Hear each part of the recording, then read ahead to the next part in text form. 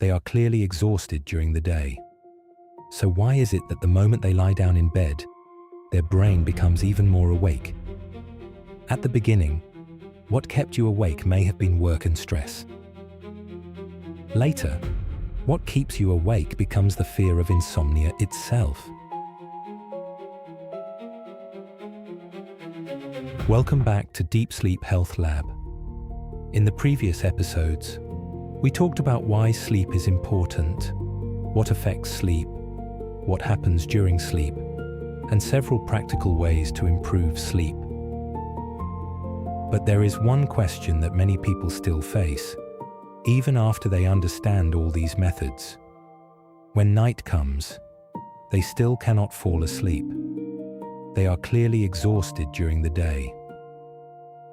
So why is it that the moment they lie down in bed, their brain becomes even more awake? You may have experienced a night like this yourself. During the day, you had meetings from morning to evening, handled a long list of tasks, and by the time you got home, you were completely worn out. While washing up, you told yourself, "I am so tired today. I will definitely sleep well tonight." But once the lights are off and you lie down in bed, your brain suddenly seems to switch on. A sentence you said wrong during the day, a piece of unfinished work, a problem that might happen tomorrow. One thought after another starts coming up. You turn over, look at the time, and it is already 12:40. You continue suffering in bed. Then you look again, and it is 1:20 in the morning. Now you start calculating. If I fall asleep right now, I can still sleep for a little more than 5 hours. But the more you calculate, the more awake you become. At this point, the fatigue in your body is real.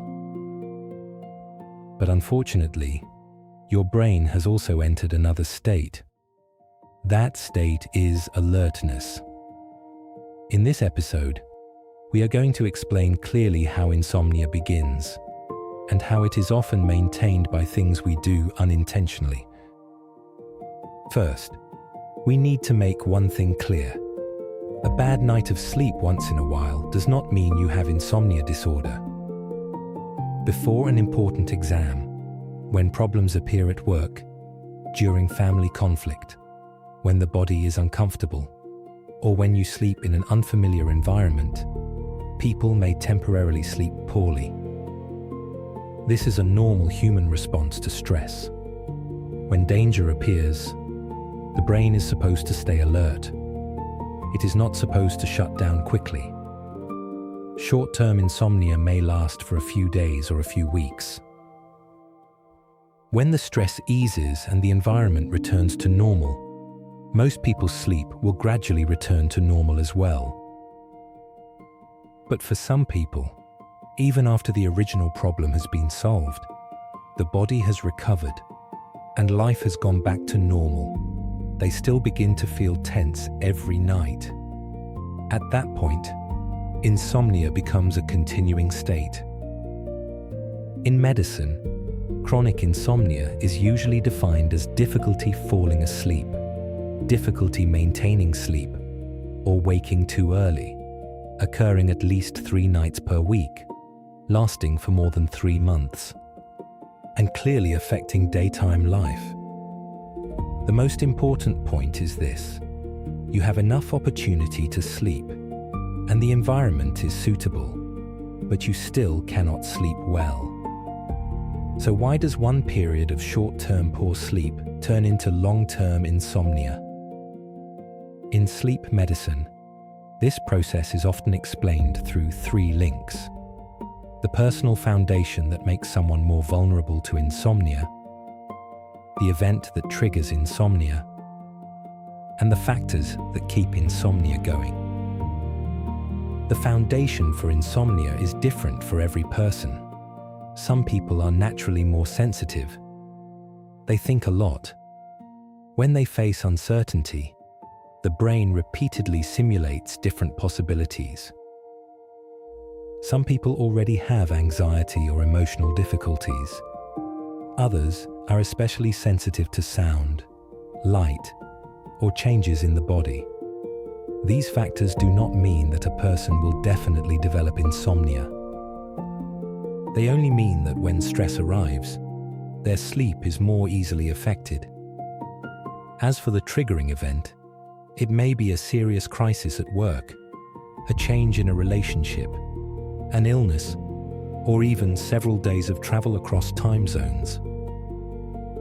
Any of these can become the starting point of insomnia. What truly deserves attention is the third part, the factors that keep insomnia going. Even after the original stress has become lighter or has disappeared completely, people often begin taking seemingly reasonable rescue actions in order to save their sleep. But the result is often the opposite. These actions can actually lock a short-term sleep problem into a long-term pattern. Let's look at the common rescue actions people usually take. The first common mistake is going to bed too early. After sleeping only 4 or 5 hours the night before, the most natural thought the next day is, "Tonight, I will go to bed at 9 o'clock and make up for the lost sleep." But if this person normally falls asleep around midnight, then even if they get into bed at 9, the body may not have built up enough sleep drive yet. The result is that they lie in bed for 3 hours. They do not sleep more. Instead, they gain 3 extra hours of anxiety. The second mistake is staying in bed for too long. Some people truly sleep for only 5 hours, but they spend 9 hours lying in bed. As the awake time in bed becomes longer and longer, the brain slowly learns something new. Being in bed is not only for sleeping. It can also be for thinking, reviewing the day, worrying, calculating, and turning over again and again. What was once just a bed gradually becomes a place that triggers alertness. Some people are so sleepy while reading on the sofa that they can hardly keep their eyes open. But the moment they walk into the bedroom, they suddenly become awake. This is the reason. The third mistake is checking the time again and again. Looking at the time in the middle of the night may seem like simply trying to understand the situation. But in reality, every time you check the clock, the brain performs another evaluation. How many hours have I already been lying in bed? How many hours are left? Will I have no energy tomorrow? What about that important meeting? Time is no longer just time. It becomes a countdown sheet that keeps getting shorter. Then the heart rate rises, muscles tense, frustration increases, and sleep naturally moves farther away. The fourth mistake is overcompensating the next day. Because they slept badly at night, some people cancel exercise the next day, reduce going out, take a nap in the morning, take another nap in the afternoon, and if it is the weekend, they sleep all the way until noon. In the short term, these choices may make the person feel a little better. But the more you sleep during the day, the less sleep drive you build for the night. And on the next night, falling asleep becomes difficult again. The fifth mistake is turning sleep into a performance test. We can ask ourselves to attend a meeting on time or submit a report on time. But we cannot command ourselves to lose consciousness within 10 minutes. Sleep is an automatic physiological process. It is not a task that you need to watch closely and complete by force. It is similar to breathing. The more natural breathing is, the less we pay attention to it. Sleep works in a similar way. But when a person keeps telling themselves, "I must sleep 8 hours tonight," or tomorrow is important. I absolutely cannot have insomnia. Sleep changes from a natural process into a performance test. The more you try to control and monitor whether you have fallen asleep, the more awake your brain becomes. This is the most painful part of insomnia. At the beginning, what kept you awake may have been work and stress. Later, what keeps you awake becomes the fear of insomnia itself. You may not have expected this. Often, it is these 5 seemingly simple rescue actions that create long-term insomnia. So what should we do when this happens? First, do not turn one bad night into a disaster. People cannot sleep exactly the same way every night. Occasionally, sleeping poorly will certainly make you tired the next day, but it usually will not make life collapse completely.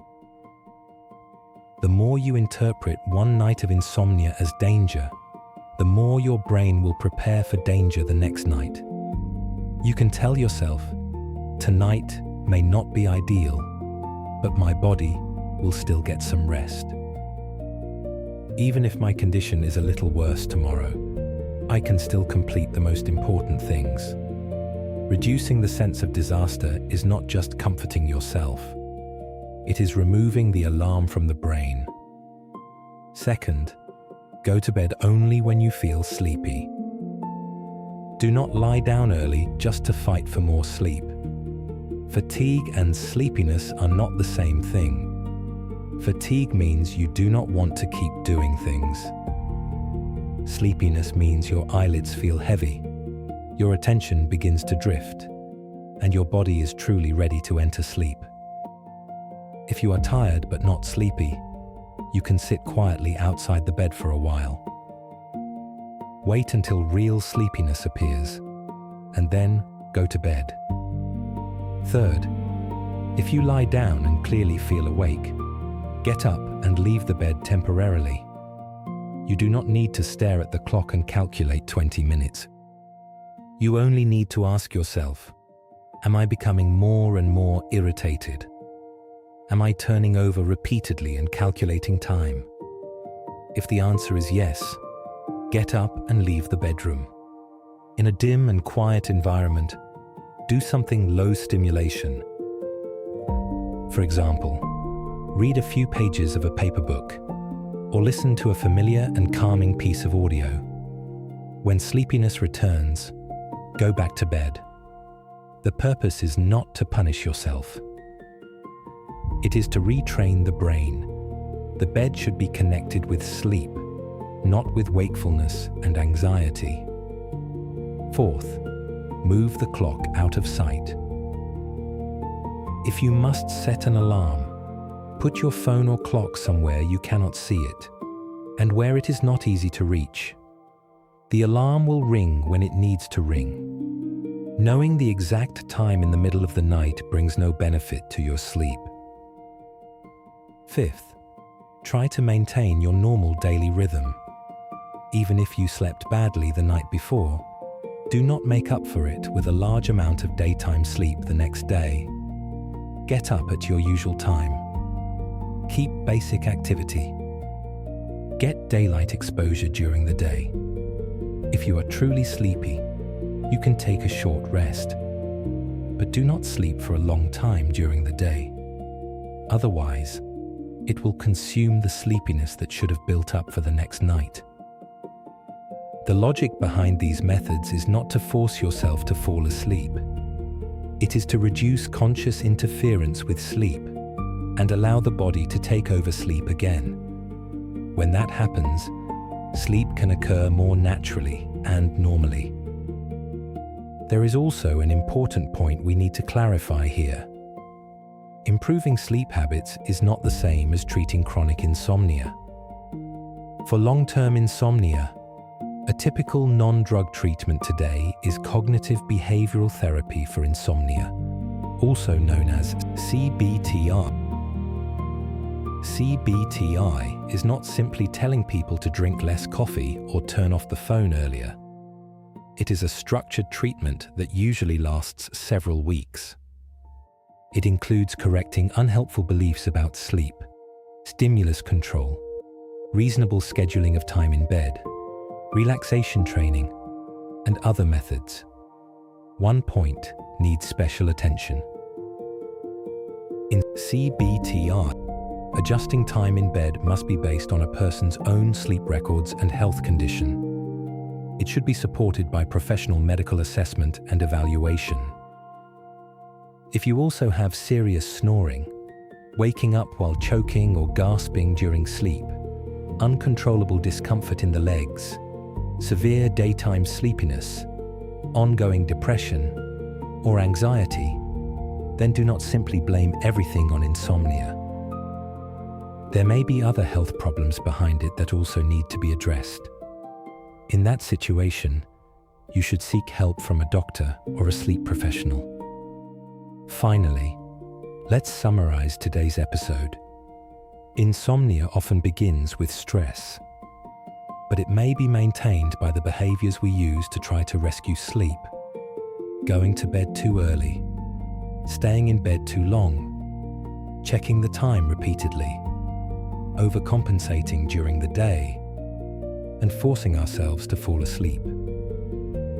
Real change does not come from chasing sleep with more effort.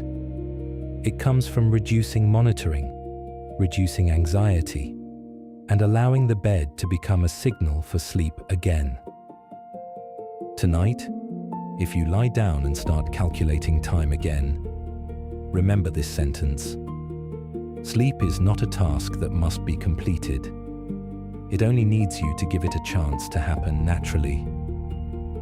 If you believe this episode is helpful to you and to others, please like, subscribe, and share. As always, we will continue to focus on your sleep health.